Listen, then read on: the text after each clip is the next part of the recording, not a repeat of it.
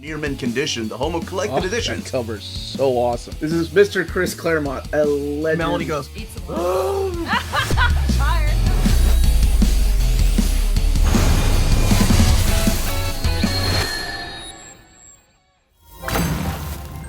the most violent, goriest, and bloodiest story of Wolverine's life is here, collected in the Wolverine Sabretooth War Omnibus.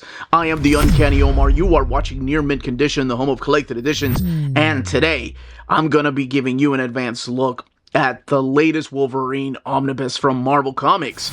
So, let's go, bub.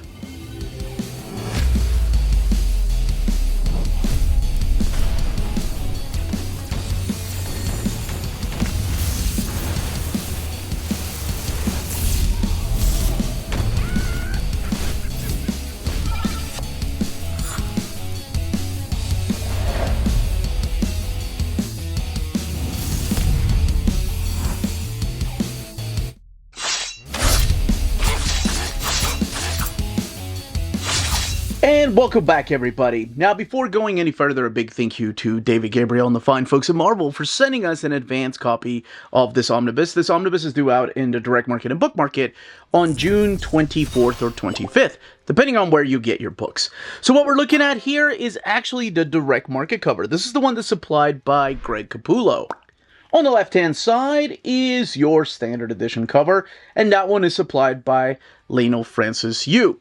That one is available everywhere, while the direct market cover is only available at places like cheapgraphicnovels.com, waltzcomicshop.com, bdcosmos.com, readcomics.com, comicsbugle.com, dyingbreedcollectors.com, organicpricebooks.com, forbiddenplanet.com, and of course Tales of Wonder in Stock Trades, DCBS, and your local comic book store. But everything underneath the dust jacket is the same, so let's focus back on this book. So here we have this image of Capullo's Wolverine and Percy, Smith, Sinclair, Beredo, Kirk, Lavalle, Shaw, Wolverine, Sabretooth War, and it does looks like they're still using the same design as the Wolverine oversized hardcovers.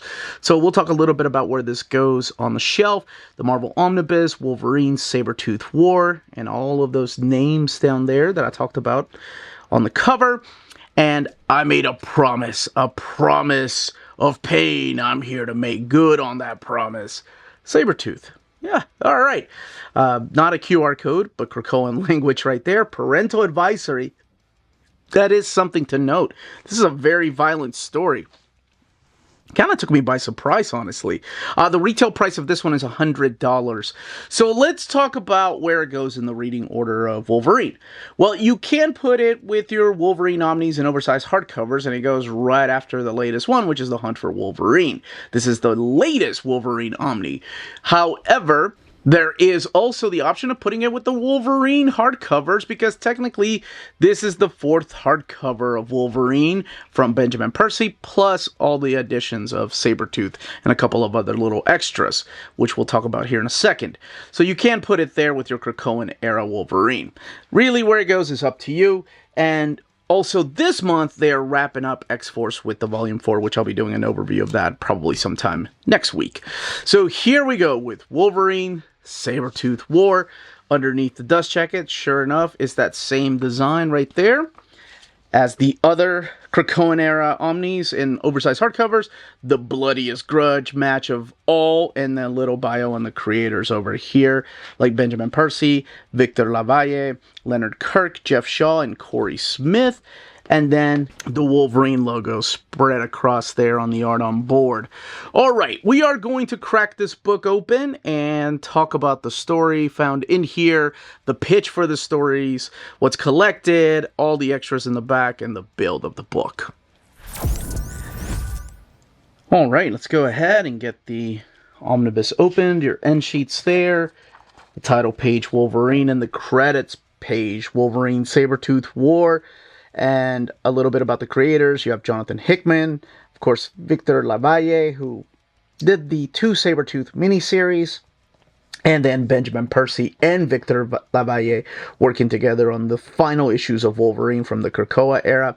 You've got artwork in here from Pepper Larraz, Leonard Kirk, Jeff Shaw, and Corey Smith, as well as colors from Rain Beredo and also Alex Sinclair and Corey Petit doing the lettering. And also Clayton Cowles, to name a few. I love the logo right here of Sabretooth. It's been the classic logo for many years, since the 90s. I remember when he had his own one-shot and his miniseries, but this is the Sabretooth War. And collected in here, as you probably saw at the very beginning, because this isn't really advertised, but it does have a part of House of X number 6, which to me is very important. That kind of leads into the why and the status quo of where Sabretooth is at the very beginning of this miniseries. So collected in here is material from House of X number 6, Sabretooth 1 through 5, the 2022 series, Sabretooth and the Exiles 1 through 5, and then Wolverine, the 2020 series, 41 through 50. The book has 608 pages and retails for $100. Now I have to go ahead and say spoilers for House of X 6, what this council is, where we're going to find Sabretooth, and then a little bit of spoilers for the miniseries, because that leads into the whole event. I'm not going to go, I promise I'm not going to go huge into details, but I do have to talk about what is happening through this series, how he got there. So at the very beginning of the Krakoa era, Jonathan Hickman and the editors and all the writers established some rules for Krakoa about mutant kind. And one of the rules was about killing human beings. And, of course, who was the first person to break that rule and who they needed to make an example out of is Sabretooth. So they're all here deciding what to do with Sabretooth. So the fate of Sabretooth lies on their hand. Now, this is Sabretooth, right? He doesn't give a crap about these characters. He's going to slash their throats the second he gets loose. However, he's being contained by none other than Marvel Girl here, or Jean Grey. And the council decides that he is guilty. And they decide to throw him into the pit, into this darkness that is part of Krakoa. Now, we don't really know where he went. He went into exile is all we know. It's like the Krakoan plant swallowed him and put him in the middle of Krakoa. We don't see him for a while. The Sabretooth series didn't really come out until 2022, so it's a couple of years. All right, so that's the beginning. In the first Sabretooth series, we kick it off with kind of his perspective of the council. And he's talking about this place that he's located in. And he really believes he's in hell. So as soon as he gets sucked into the ground and he's put into exile, we get to see where he went. He went inside of the pit, but it looks like he's just living his life out there. He's killing animals. He gets to kill the X-Men using Cyclops. It looks like he's living his best life. However, none of this is real. As a matter of fact, it's just his inner psyche. It's his mind. And Sabretooth is being fooled into just forgetting about everything that happened in Krakoa. So he's approached by Doug Locke. Now, Doug Locke, during this time of Krakoa, of course, it's Doug Ramsey and Warlock together. And he's offering him, with the blessings of Professor X and Magneto, a bargain. And it's a bargain from Krakoa, that if he signs this contract, Krakoa will grant him mental freedom. And he won't forget what happened in Krakoa. However, his body stays in this exile. And he's like, well, I guess I don't have a choice. I'll do it. Now, weird things start happening here inside of his psyche. So he's still inside of his mind. And we start seeing visions of different Sabretooths. When he was a kid. And then when he was an agent for the government. And then we start seeing even weirder visions of Sabretooth as like some kind of King Conan type of character. When he was leading the Starjammers, but each one of them is like a Sabretooth version. And even weirder is the people in Krakoa start seeing visions of Sabretooth. Like, it doesn't make any sense, right? If he is in exile, if he's truly gone, then why are they seeing this ghostly-like apparition? And I love seeing this obscure characters that we hadn't seen in a while, like Rhapsody, Blob, you know, he's been there. But Mole from the pages of X Factor, we thought he died, right? Nope, he's still alive. And he's having visions about being in hell, that he's in Krakoan hell, and he's kind of just come to the realization that he's there forever, so he's going to make the best of it because he's going to be by himself for the rest of his life.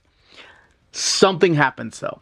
At the very end of issue number 1, he's not alone. And he compares himself to Satan, so this gets a little crazy. 5 mutants show up. These are characters that have been established, most of them, in the pages of X-Men and others, like Necra. I think she's a Steve Gerber character from the 70s, actually. Madison Jeffries from Alpha Flight. Oya, who's been around since Kieran Gillen and Matt Fraction's run. Melter, who's I think he was during the Dark Reign era. And then this is a new character, Third Eye. At least I think he's new, and this is his first appearance, but please let me know in the comments down below. So he's comparing them as his 5 angels. And together, they're going to all break out of here. Now, in the second issue, you find out why exactly these characters were sent into exile, and I will leave you to find that out. I love that Mole is actually approached by Third Eye, and he's like, oh yes, I'm very familiar with the work of Victor Creed. And he starts trying to tell people, but everybody's busy in Krakoa. They don't have any time for Mole to come around and tell them that he's seeing visions of Sabretooth. Even Wolverine is like, any other time, my friend, but I gotta go have a talk with a tree.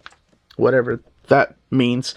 But these characters are now imprisoned in this exile along with Sabretooth. Now, I'm not going to spoil how exactly, but eventually they do get out.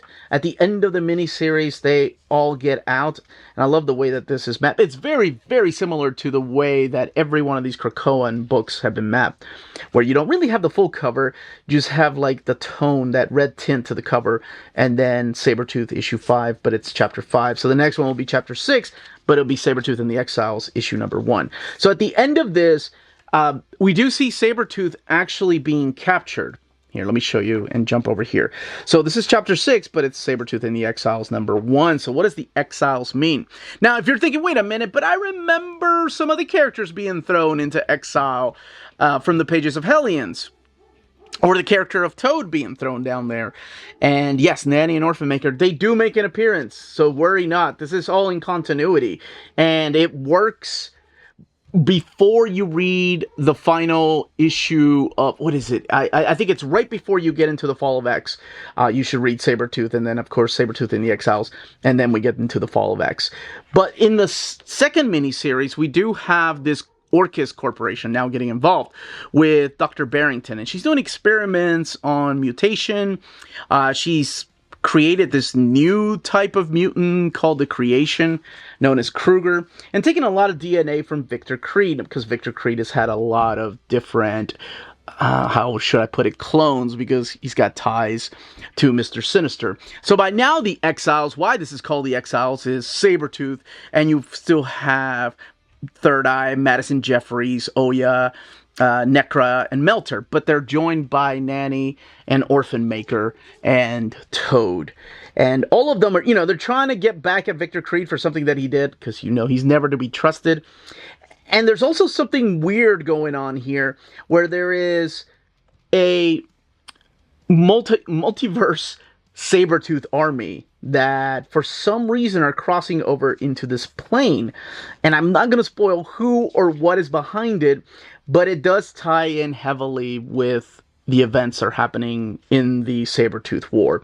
So by the end of this, Sabretooth does break out of Orchis, and now he's leading his own army of what they call Exiles.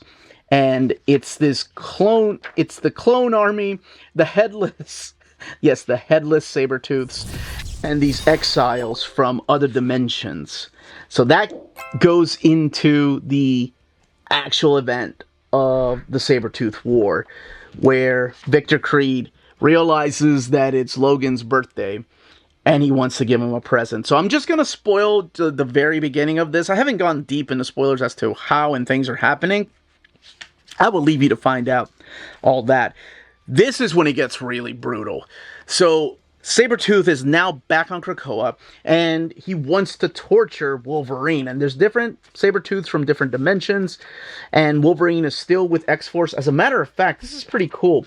Something that they suggest is the story takes place after X-Force 50 and prior to Fall of House of X and Rise of Powers of X1.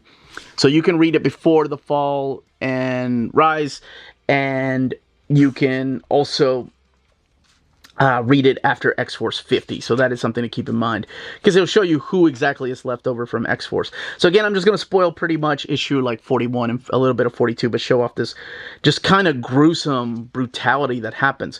So he's trying to make amends with his own son, Akihiro, here. And then Sabretooth finds out the location of Logan and where he is, and he's got his own shape-shifting Sabretooth. And what he does to Talon, what is his name during this time? Deken's name, I cannot remember. But they all sense that something is off. So this is what he does with Wolverine's son. Him and his multiverse jumping Sabretooths rip his body apart, like, and write happy birthday with his body parts. It is that kind of, and it's not just him, it's also the other mutant that was with him. The poor guy. Uses body parts to get Logan's attention. Kind of like going back to Wolverine number 10, the classic story by, of course, Chris Claremont and John Buscema with the happy birthday. And it shows just how sadistic Sabretooth is. And no matter what version, the clone versions that don't even have any heads, or the other Sabretooths from other dimensions, they are all ruthless and heartless and are just here for slaughter. And man, the Exiles do get involved, so I'm glad that they bring them in here. And it's not everybody makes it out alive, I will say that. And during this time, it's very important to note that the protocols are kind of broken in Krakoa. So the whole resurrection protocols are a little off right now. So you don't know who exactly can make it back. There are a lot of flashback references to other stories from Wolverine and Sabretooth's fights since the 70s, but really since the Mutant Massacre. I mean, there were flashbacks from the 70s, but really the Mutant Massacre is what started it all. In continuity of Marvel Comics. So a lot of X-Force characters make an appearance through here. A lot of Sabretooth, dimension-hopping Sabretooths, Victor Creeds. And then there's also other surprises if you've been reading X-Men for a long time and following the continuity of Logan versus Victor. And of course, the Exiles come into play, and whose side will they be on? And then it gets into, I wish I could show you the most ridiculous thing that you could imagine. Wolverine, like, well, no, he's done a lot of weird, ridiculous things. Never mind. It's the final fight towards the end. The last two issues are it's just over the top, ridiculously awesome. All right, let's look at the extras, because that's all I will say about the story. We do have this little bonus story from Reign of X. This is the mutants on the edge of town, and I love the fact that this is Larry Hama and Danielle Picciotto doing the art here, and it is a story about Wolvie and Jubilee. There is a goodbye letter from Benjamin Percy talking about when he got the offer to write the character, and then we look at the actual covers here. The standard covers, and then we're going to see some variant covers as well. From Wolverine 41, and some flashback covers here. I am skipping a couple of them because they ruin the surprise I was talking about the big fight towards the end. But these are the variant covers right here. And man, Maria Wolf's insane covers. I don't know, they just speak to me. Look at that. I'd love to see her do a Sabretooth series. But is that even possible after this? What happens during this fight? Will there be a Sabretooth? And there's that Greg Capullo cover that they use for the direct market variant. Scott Williams right here, known for his inks a lot of the years with Jim Lee. And some of these variants have absolutely nothing to do with the actual stories found in here. So, something to always keep in mind. And skipping some of the variants. It's a cool one right here by Justin Mason. And then Ryan Stegman. And your end sheets. All right, let's look at the binding. 608 pages. Printed at the Donley printer. And printed on this thick glossy paper stock. So let's look at, oh, here we go. Perfect. At the way that it lays over. So you can see the minimal gutter loss right there. And then, of course, just a little bit of bleed through, which is just very common these days when it comes to light or white pages right here. But that is it. That is the Sabretooth War. And that, as they say, is that. If you're interested in purchasing this omnibus, don't forget to check out our sponsors. BD Cosmos, the Canadian leader in graphic novels. They have a physical storefront in Montreal, Quebec, and their website, bdcosmos.com, offers 25% off your order of over $99 or more, and free shipping everywhere in Canada for every order of $250 or more. Their shipping care is exceptional. Your books will stay cozy through the rough Canadian weather and arrive to you in near mint condition. After checkout, let them know Near Mint Condition sent you their way, and you'll be added to the monthly $25 gift card raffle. Entries are valid for new and returning customers. Don't be afraid to call or email them. Ask them questions. Their staff is always happy to help guide you towards the right purchase. Visit their website, bdcosmos.com, for more. BD Cosmos, with rewards and raffles taking care of customers in Canada. Eh? CheapGraphicNovels.com, your online home for graphic novels and collected editions up to 50% off cover price. They have excellent shipping and prompt and helpful service. Check out their bargain deals for up to 90% off cover price. And don't forget, the CGN also takes pre-orders. That way you don't miss out on the hottest releases. And they are currently running a special promotion for you Minties. If you're a first-time customer, after receiving your order confirmation email, reply back to that email and let them know Near Mint Condition sent you their way. They will then apply a free shipping promotional credit to your next order in the US. Cheap Graphic Novels, your source for the hottest books with the kind of deep discount, quality shipping, and customer service that will keep you coming back for more. And that was the content and page count of this book, as well as where it goes in the reading order of Wolverine and X-Men. Now, if you are picking this up, which cover are you going to pick up? And also what you thought of the story if you have read it. If you have any questions, leave them down below. Smash that like button on the way out. Everyone stay healthy and safe out there. Much love.